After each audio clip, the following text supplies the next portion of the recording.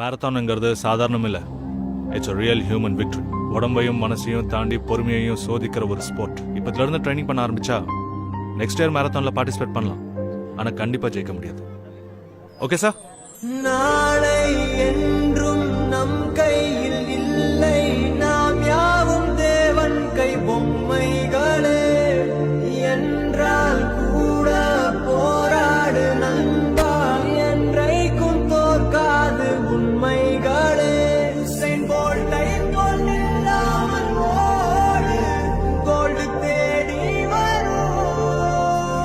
இங்கேருந்து தான் real marathon start ஆக போகுது. இதுக்கப்புறம் ஒவ்வொரு கிலோமீட்டரும் ரொம்ப முக்கியம். நாங்க சொல்ற இந்த கணக்கெல்லாம் வெறும் தியரி தான். இதெல்லாம் தாண்டி நீ மேரத்தான்ல ஜெயிக்கிறது முக்கியம், உன்னோட வில் பவர்.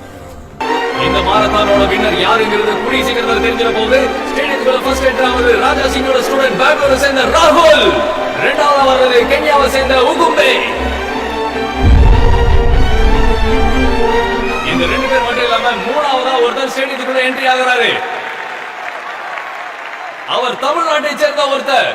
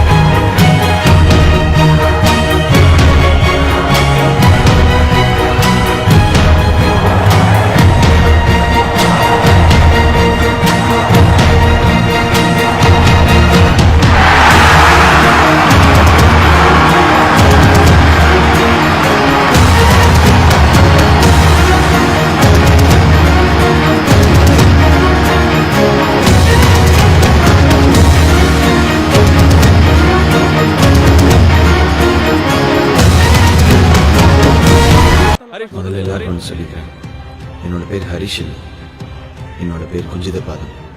என்னோட இந்த அடையாளத்தை மாற்றணுங்கிறதுக்காக அந்த மேரத்தான்லேயே ஓடணும்னு முடிவெடுத்தேன். ஆனால் இப்போ நான் அதுக்காக ஓடல. வள்ளி இவ்வளோ ஷார்ட் டைமில் என்ன இதில் ஜெயிக்க வச்ச என் ட்ரெயினர்.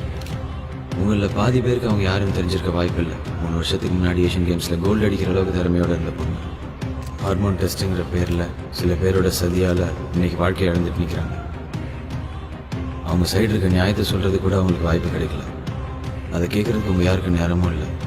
அன்றைக்கி யாராவது ஒருத்தர் கேட்டிருந்தா கூட இவ்வளோ திறமையான அத்லட் இன்னைக்கு இந்த நிலைமையில் இருந்திருக்க மாட்டாங்க.